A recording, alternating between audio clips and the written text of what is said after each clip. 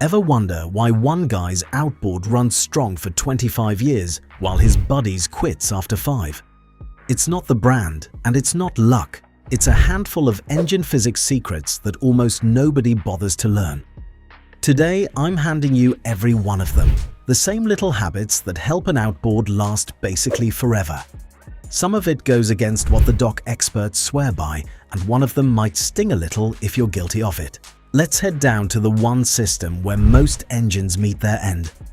The part nobody thinks about until it's too late is your water pump impeller. Your outboard doesn't have a radiator like your truck. It sucks raw water up through the lower unit, pushes it through the power head to keep things cool, and spits it back out. The heart of that whole system is a little rubber impeller spinning down in the gearcase, working harder than anything else on your engine. Here's the physics that'll keep you up at night. That impeller relies on water itself for lubrication. Run your engine dry on the trailer for even a few seconds while you're showing off to the neighbors, and you can shred those rubber veins faster than you'd believe. Once they break off, cooling flow drops, and temperatures climb toward the danger zone, where you start warping a power head worth several $1,000s. This is where babying bites you. Folks who idle around the no-wake zone for hours, never letting a 4-stroke reach full operating temperature, build up carbon and dilute their oil with raw fuel. Your engine wants to run, not putter. Replace that impeller every season or two and watch your telltale stream, that little pea of water out the side, like it's the heartbeat of your machine. Because it is. That cooling system is only the opening act, because the next secret hides right where your engine bolts to the boat. Everyone talks about mounting height for speed, but almost nobody connects it to engine life. Mount that engine too low and you're dragging the whole gearcase through churned up water, forcing the powerhead to work harder against constant drag. More load means more heat, more fuel burned, and more wear over thousands of hours. But mount it too high, chasing an extra mile per hour, and you create a different nightmare. Raise the engine too far, and your water pickup can start gulping air instead of water, which means your impeller isn't getting the steady supply it needs.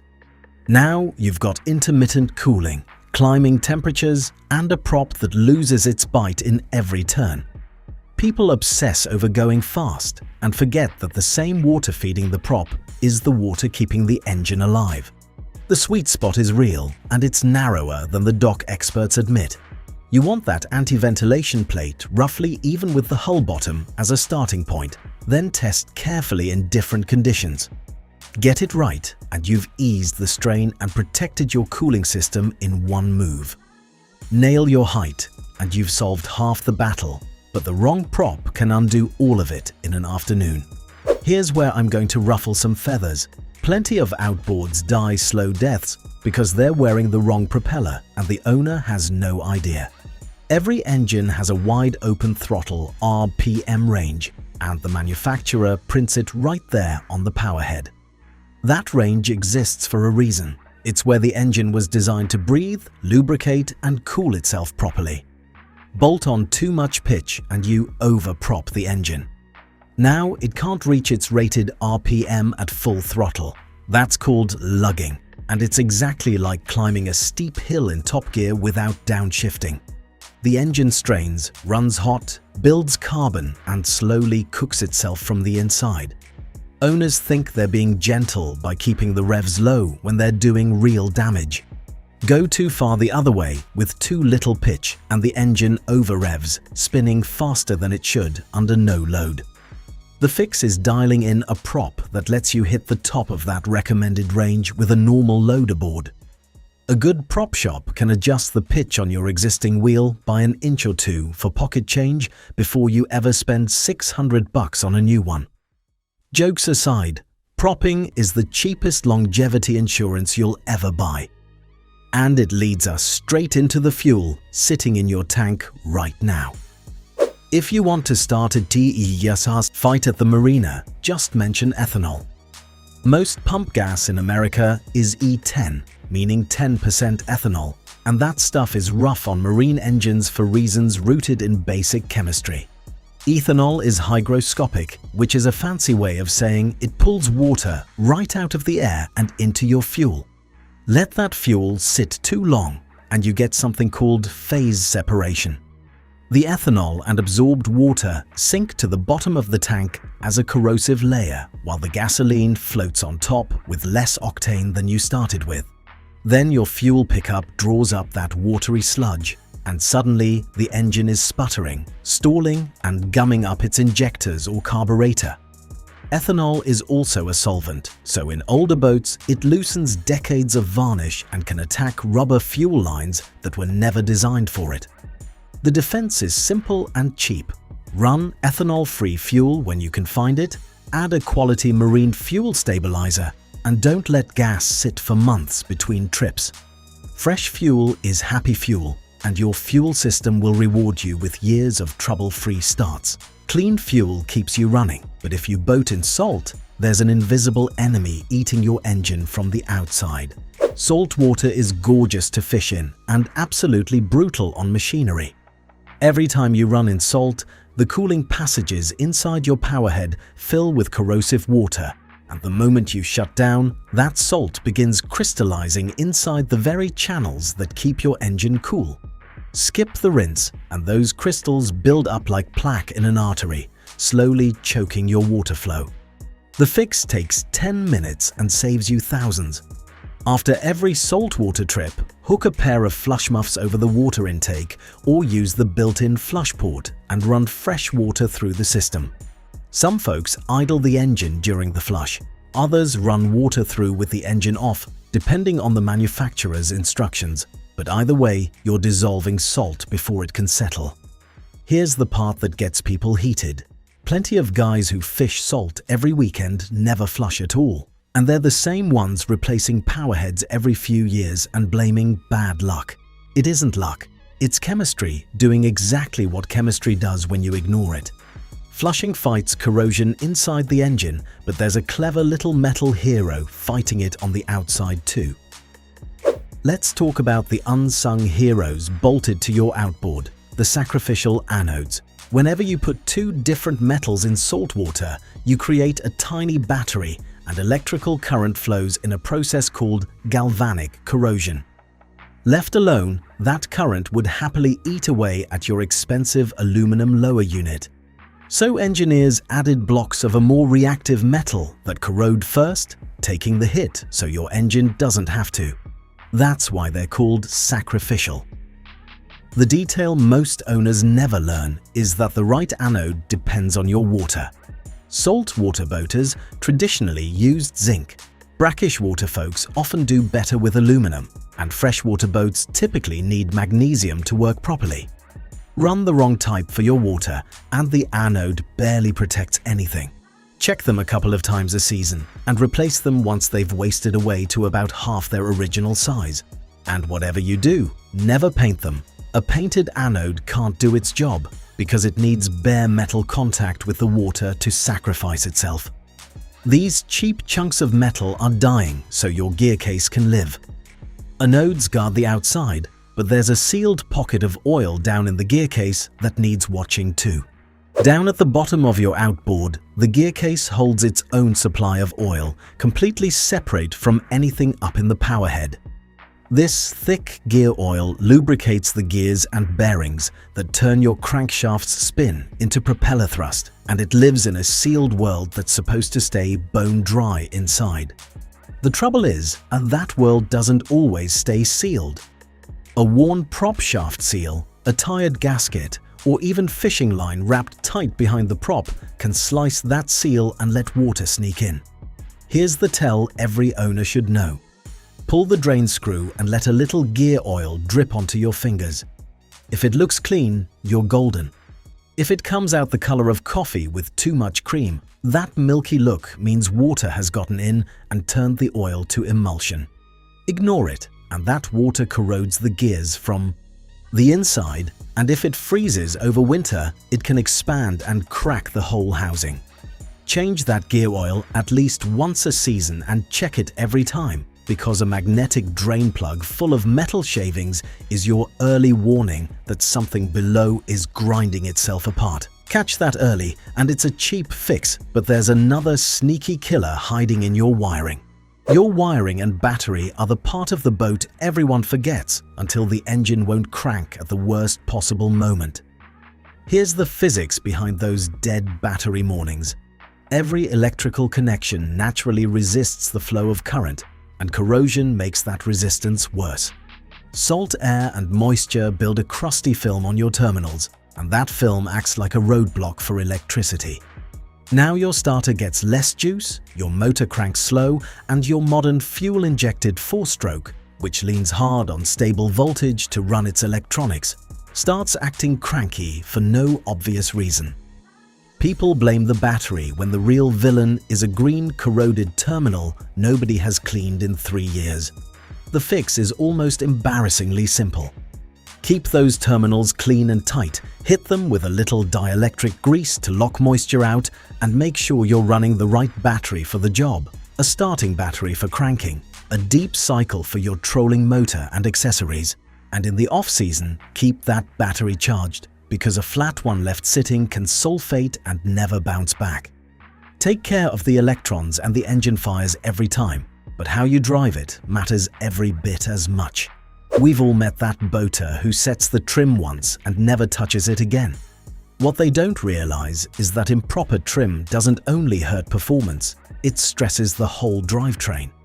When the engine is trimmed wrong, the prop pushes at an inefficient angle, forcing the power head to burn more fuel and carry more load to do the same work. The physics is elegant. Trimmed in at low speed, the thrust pushes the bull down to help you plane. Trimmed out at cruise, you lift the hull, reduce wetted surface, and let the engine settle into an easier, cooler running load. An engine that isn't fighting drag all day is an engine that lasts. Over-trim into a porpoise though, and you're slamming the hull and shock loading the mount with every bounce. There's a steering side to this too. Run badly out of trim and you fight the wheel constantly, which over time wears steering components and wears you out right along with them. Smooth, properly trimmed running is gentler on every part of the boat. Easy on the engine means a longer life, and that same principle scales up the moment you start loading gear aboard. Here's a number that'll get your attention. A big modern 4-stroke outboard can weigh somewhere around 700 pounds. All of it hanging off the back of your boat like 3 grown men standing on the swim platform. That transom and those mounting bolts are under serious, constant stress, and how you load the rest of the boat changes everything. Pile every battery, the cooler, the anchor, and the tackle in the stern, and you drive the bow skyward. Now the hull pounds harder over every wave, and those impacts travel straight into the transom and engine mount. It's like repeatedly dropping the back of your boat onto concrete, not in one dramatic crack, but in thousands of tiny stresses that add up over the years. Move that weight forward and balance the load, and the hull rides the way the designer intended. The bow cuts cleaner, the slamming softens, and the strain on your transom and mounting hardware drops sharply. Good weight distribution isn't only about speed. It's about not shaking your engine to pieces one wave at a time. Treat the mount kindly and it returns the favor, which brings us to the lifeblood circulating inside the powerhead itself. The oil debate is where outboard owners really dig in their heels. Old school 2-strokes. Mix oil right in with the fuel, either pre-mixed or through an injection system, lubricating as they burn. They're lighter and mechanically simpler, which is why so many still run strong after decades. Modern 4-strokes keep their oil in a crankcase like a car, running cleaner and quieter but demanding regular oil changes to survive. Here's what people miss. A marine engine works far harder than the one in your truck. Your truck spends most of its life loafing at part throttle, while your outboard often runs at sustained high load, shoving a heavy boat through dense water. That's why the correct marine-rated oil matters so much. The right 4-stroke and 2-stroke oils are formulated for that brutal duty cycle, and substituting cheap automotive oil is asking for trouble. Change that 4-stroke oil on schedule, generally around every 100 hours or once a season, whichever comes first.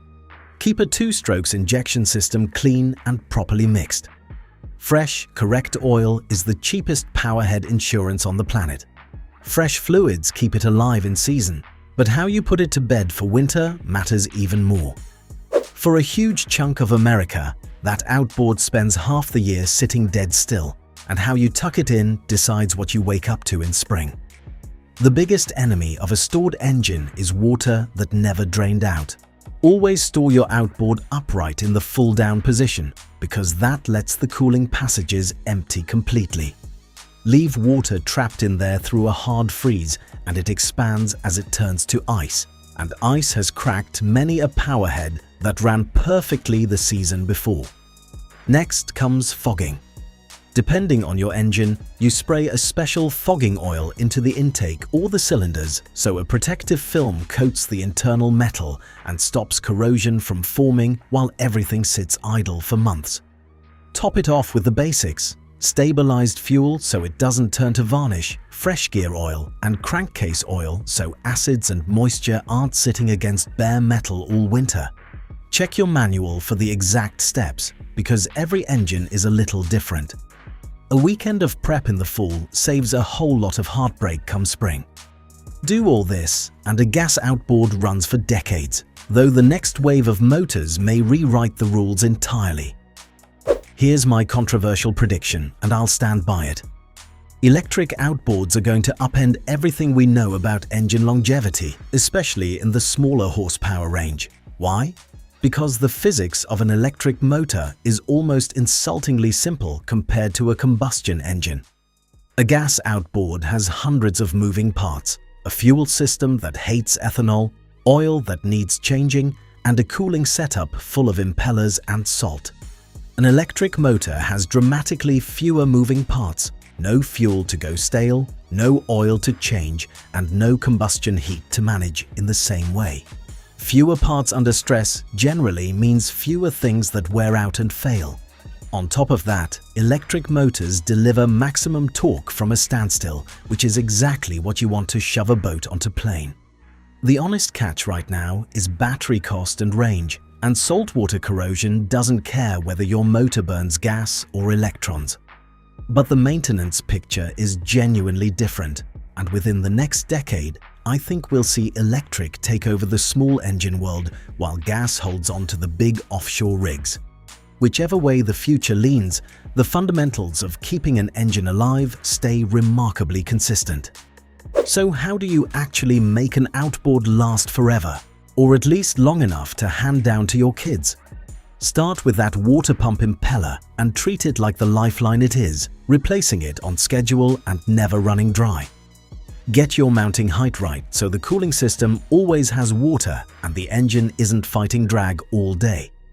Prop the engine to reach its rated RPM under a real load, because a lugging engine is a dying engine. Feed it fresh, stabilized, low ethanol fuel and flush every trace of salt out after a coastal run. Keep an eye on those sacrificial anodes, trim smart to ease the load, balance your weight so the transom isn't getting hammered, and stay religious about the right marine oil on a real schedule. None of this is expensive. None of it requires a master mechanic's license. It just takes understanding the physics behind the machine, which is the whole reason this channel exists. Hope you found this one helpful, because it all comes down to a single idea. An outboard doesn't wear out from being used, it wears out from being misunderstood.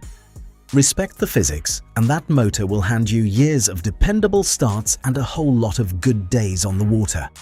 If you want the setup side of all this, go watch Hull Physics Secrets. Every owner should know. It pairs perfectly with everything we covered today. I'll see you out there.